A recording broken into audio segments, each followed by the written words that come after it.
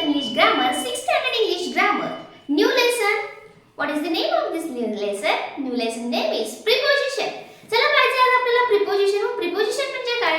आपण ओव्हरऑल काही ठिकाणी पाहिले preposition वापरले, यूज द preposition म्हणतात. मग what is meant by preposition?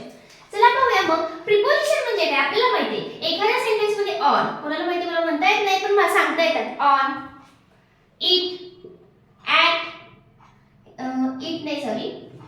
परत अजून काय म्हणतो बाय, इन यासारखे आपण जर वर्ड्स घेतले तर याला प्रिपोजिशन म्हणतात असं सांगता येतं प्रत्येकाला. पण प्रॉपर आपल्याला मीनिंग विचारलं तर चला हे प्रिपोजिशन आहे. हे काय प्रिपोजिशन? देन काय आहे प्रिपोजिशन मीन्स अ वर्ड. हे काय द वर्ड और group of word that used with noun.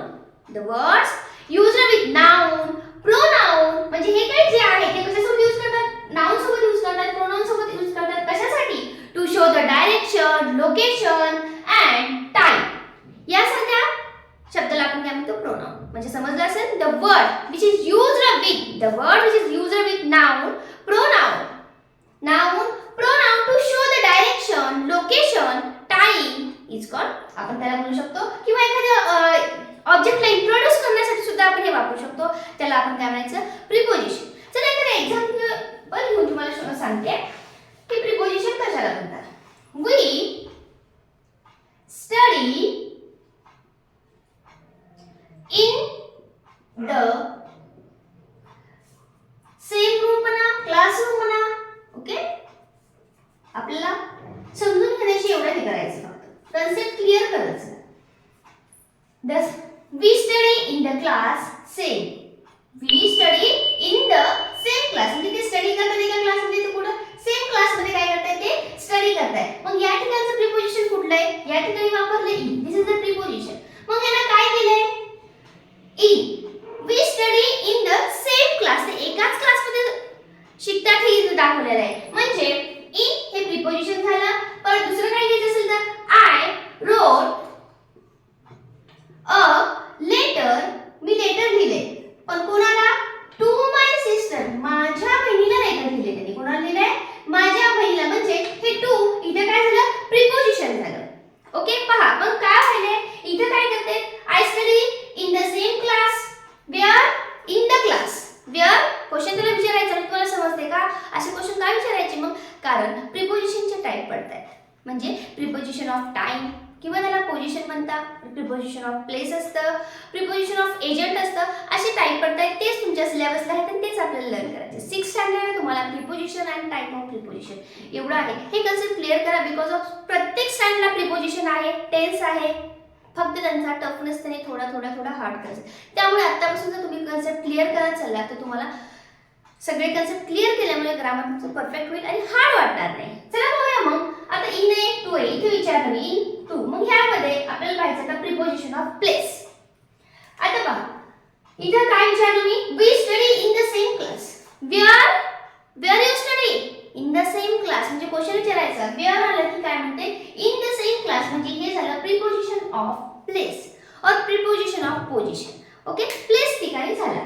आता बघा असंच ते आपल्याला घ्यायचे. त्याच्यातून समजलं पाहिजे. आता सपोज मी लिहिलं I kept the book on the table.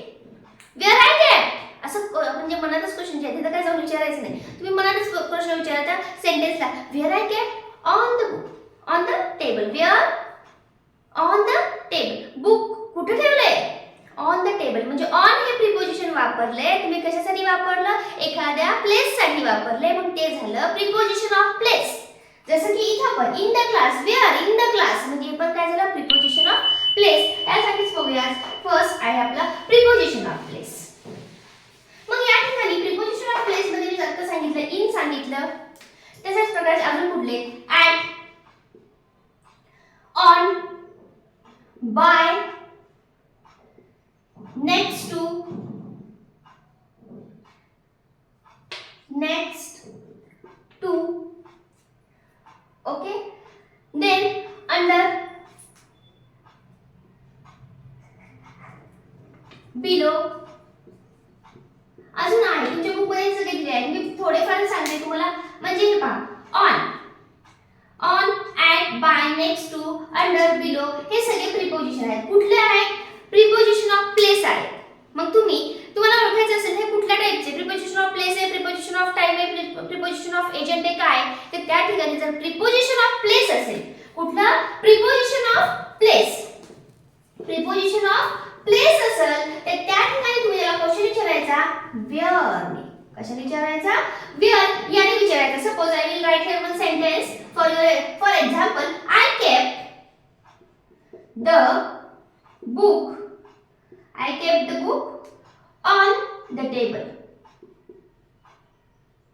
Where I kept the book or where I kept the book असा प्रश्न विचारा. Where I kept the book on the table म्हणजे हा काय झाला?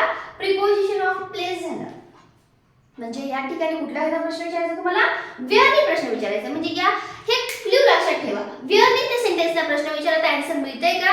तर ओके भेटत असेल तर म्हणायचं ते प्रिपोजिशन ऑफ प्लेस आहे. कारण प्रत्येक ठिकाणी ऑन टेबलच येणार नाहीये. प्लेस असल्यास अंडर द ट्री येणार. कुठं झोपलाय? एखादा मॅन त्याच्या शॅडो खाली झोपला असेल त्याला काय आपण म्हणू शकतो? वेअर. वेअर ही शी कोणी पण असू शकतं. तर मग आपण त्यावर काय म्हणू? अंडर म्हणू. अंडर द ट्री म्हणू. मग त्यावेळेला अंडर हे कसं झालं? तिथे पण विचारायचं कुठे झोपलाय? Where under the tree. मग तिथे झालं प्रिपोजिशन ऑफ प्लेस. कारण आता by by preposition of place मध्ये पण वापरतात, प्रिपोजिशन ऑफ एजंट मध्ये पण वापरतात, पण त्यावेळेला हे क्लू उपयोगी येतील. मग त्यावेळेला आता पाहायचं आपलं प्रिपोजिशन ऑफ एजंट, त्यामध्ये बायनेच वापरतात. बाय ह्याच्यात पण आहे आणि प्रिपोजिशन ऑफ एजंट मध्ये पण आहे, पण त्या ठिकाणी क्वेश्चन वेगळा आणि तो आन्सर वेगळा येतो. त्यामुळे तुम्हाला सांगते त्याला कुठल्या प्रिपोजिशन कुठल्या पद्धतीने ओळखायचं. म्हणजे प्रिपोजिशन ऑफ प्लेस असेल तर क्वेश्चन विचारायचं तुम्ही वेअर नी, म्हणजे तुम्हाला ॲक्युरेट समजेल हा प्रिपोजिशन ऑफ प्लेस आहे का. सेकंड पाहिजे आपल्याला प्रिपोजिशन ऑफ एजंट. आता त्यासाठी एक सेंटेन्स घेते first. A snake was killed by him. पहा आता इथं काय करायचं? बाय वापरले. मी काय सांगितलं होतं? बाय कशात वापरतात? प्रिपोजिशन ऑफ प्लेस मध्ये. प्लेस मध्ये वापरतात आणि ते एजंट मध्ये पण आहे. आता कसं करायचं? या ठिकाणी क्वेश्चन या सेंटेन्सला विचारायचं हु किल्ड. कशाने विचारायचा? हु किल्ड द स्नेक असा प्रश्न विचारायचा. तर मग हे उत्तर काय येणार आहे? Who killed the snake by him. कोणाकडून स्नेक मारला गेला? बाय हिम म्हणतोय तो. ओके, मग या ठिकाणी समजून जायचं का this is the preposition of agent. This is the preposition of agent. अशा पद्धतीचा प्रिपोजिशन टाइम आहे. प्रिपोजिशन ऑफ टाइम मध्ये थोडंसं लेंदी होणार आहे. तो सेकंड आहे तुमचा टाइम. मग मी थर्ड घेतलाय first by because of preposition of time मध्ये ऍट, ऑन, इन आणि हे सगळ्या वेगवेगळ्या ठिकाणी वापरतात. ते डिटेल मध्ये पाहायचं असेल तर आपल्याला वेळ पण जास्त लागेल. त्यामुळे आपण नेक्स्ट व्हिडिओ मध्ये पाहणार प्रिपोजिशन ऑफ प्लेस पाहायला विसरू नका. आणि हा सुद्धा व्हिडिओ तुम्ही पाहून व्यवस्थित नोट डाऊन करत चला. काही काही गोष्टी ज्या सांगत आहेत पहा. इथं तुम्हाला करायचं आहे पूर्ण क्वेश्चन विचारायचा आहे आणि फर्स्ट प्रिपोजिशन ऑफ प्लेस मध्ये वेअरने क्वेश्चन विचारायचा म्हणजे तुम्हाला ॲक्युरेट आन्सर मिळून जाईल. ओके, लर्न आपलं झालंय कुठलं? Preposition. Just only 2 now remain. Will see another video. चला लाईक करायचं झालं लाईक करून घ्या. व्हिडिओला शेअर आणि सबस्क्राईब करायला मात्र विसरू नका.